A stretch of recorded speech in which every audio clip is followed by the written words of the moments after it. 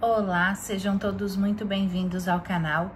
No vídeo de hoje nós vamos dar continuidade à leitura deste livro, A Igreja Doméstica e a Igreja Volta para Casa. Nós estamos na parte 3, A Igreja Doméstica.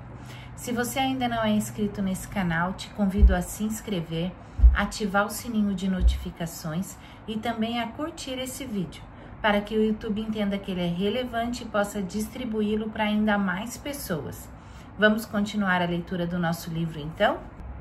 Assim, temos a igreja em pelo menos duas dimensões, a extensa e a restrita. Enquanto a restrita é constituída da família cristã, a extensa é formada por todos os cristãos em geral. A igreja doméstica é a unidade orgânica da igreja em sua pequena dimensão, mas em sua mais importante e vital funcionalidade como corpo. A admissibilidade da igreja doméstica em sua circunscrição em família e a igreja extensa em sua completude constitui mais que uma atitude pietista, mas uma saudável eclesiologia e uma adequada antropologia eclesial, pois trata-se de uma realidade experimental para todos os que foram batizados em Cristo. Esta compreensão deve nos conduzir a dois grandes valores espirituais, santidade e alegria. Então, a igreja doméstica é a família cristã, enquanto que a igreja extensa é a comunidade, família das famílias. A igreja em sua casa. Do que consideramos acima, podemos então concluir que a igreja primariamente existiu e funcionou nas casas em famílias cristãs. Assim, podemos chamar essa experiência de a igreja doméstica. Como é óbvio, a igreja é uma realidade social e por isso mesmo é relacional, o que podemos extrair de Mateus 18, 18 a 20. Em verdade, também vos digo que, se dois dentre vós sobre toda a terra concordarem a respeito de qualquer coisa que porventura pedirem, ser-lhe-á concedida por meu Pai, que está nos céus. Porque onde estiverem 2 ou 3 reunidos em meu nome, ali estou no meio deles. Amém? O que nos chama a atenção aqui é a menção feita a 2 dentre vós. 2 é uma referência a uma unidade social menor que faz parte do que é constituído de uma parte maior, descrita pela expressão dentre vós. Assim, insistimos em pensar que a igreja existe e funciona em pelo menos duas dimensões, grupos pequenos e corporações maiores. Outro viés que podemos observar está no verso 20, porque onde estiverem 2 ou 3 reunidos em meu nome, ali estou no meio deles. 2 ou 3. Isso nos leva a pensar na unidade familiar formada inicialmente por 2, marido e esposa, e em seguida por 3, pai, mãe e filho. Outro fator que me leva a pensar assim é o princípio da proximidade em contraste com o remoto. Quando Jesus reforçou que devemos amar ao próximo, não está inferindo que não devêssemos amar aos que estão longe, mas revelou a lógica da preferência pelo próximo, pois é este que está ao nosso alcance, e não o remoto que, no caso, ainda não podemos acessar. Assim, a igreja mais próxima, primeiro, em seguida, a igreja remota, ou seja, a corporativa ou extensa. Penso que era sobre isso que falou Elton Trueblood. A igreja, em muitas áreas, precisa ser pequena antes de ser substancialmente grande. Contudo, parece-me que algo está faltando nas iniciativas ministeriais de pequenos grupos. Antes de trazer à luz o que tenho em mente, devo dizer que os grupos pequenos, não importa a sua natureza, se homogêneo, heterogêneo, por faixa etária, por gênero e sexo ou qualquer outro critério, todos são legítimos e cada um traz o seu potencial e não precisa ser descartado.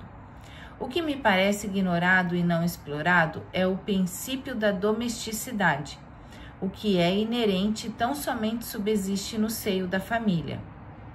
Então, a questão da potencialidade do grupo não reside apenas na condição de pequeno, isto é importante, como já o reconhecemos, mas falta a dinâmica que só existe na célula familiar, a igreja doméstica.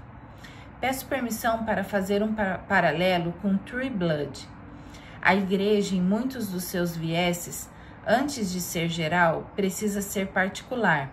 Antes de ser genérica, precisa ser específica.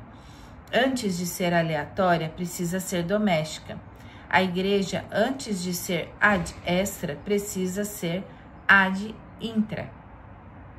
Com isso, quero dizer que a igreja ad intra é a que dá legitimidade e autenticidade à igreja ad extra, que é a igreja próxima, valida a igreja remota, que a luz, antes de brilhar mais além, precisa brilhar mais aqui. Pior do que uma igreja ad extra viciada, é uma igreja ad intra igualmente viciada. Então, a questão da extensão física ou numérica é absolutamente secundária.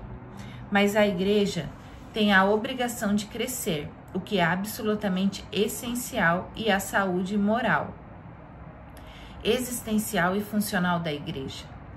A igreja ad extra, sem os valores inerentes à igreja ad intra, é como uma linda moldura sem tela alguma. Estou quase convencido de a complexidade, a estrutura, a formalidade, o status, a pompa, a suntuosidade, a produção e etc. têm o poder de obcecar o povo de Deus, para não lhes resplandeça a luz da verdade. 2 Coríntios 4:3. Há uma exigência ética ao exercício da fé e do ministério, e isso deve começar em casa e prolongar-se até a igreja mais além, em suas manifestações corporativas.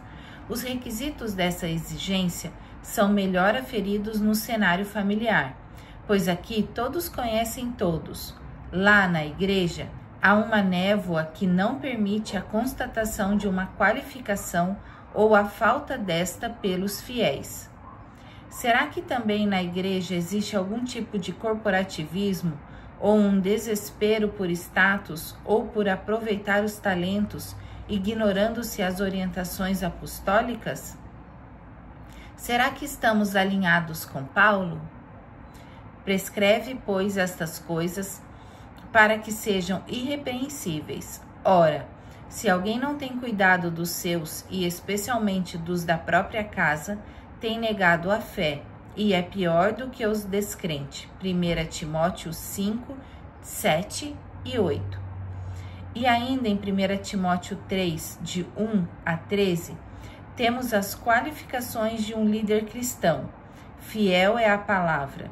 Se alguém aspira ao episcopado, excelente obra almeja. É necessário, portanto, que o bispo seja irrepreensível, esposo de uma só mulher, temperante, sóbrio, modesto, hospitaleiro, apto para ensinar, não dado ao vinho, não violento, cordato, inimigo de contendas, não avarento, que governe bem a própria casa, criando os filhos sob disciplina, com todo o respeito, pois se alguém não sabe governar a própria casa, como cuidará da igreja de Deus?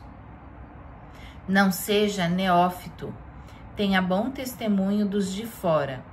Semelhante quanto aos diáconos, é necessário que sejam respeitáveis, de uma só palavra, não inclinados a muito vinho, não cobiçosos de sórdida ganância, conservando o ministério da fé com a consciência limpa, experimentados e, se mostrarem irrepreensíveis, exerçam o diaconato. Da mesma sorte, quanto a mulheres, é necessário que sejam elas respeitáveis, não maldizentes, temperantes, fiéis em tudo. o diácono seja marido de uma só mulher. Governe bem seus filhos e a própria casa. Com essas instruções, vamos terminando a leitura aqui por hoje. Desejo a todos vocês um abençoado final de semana e até a próxima.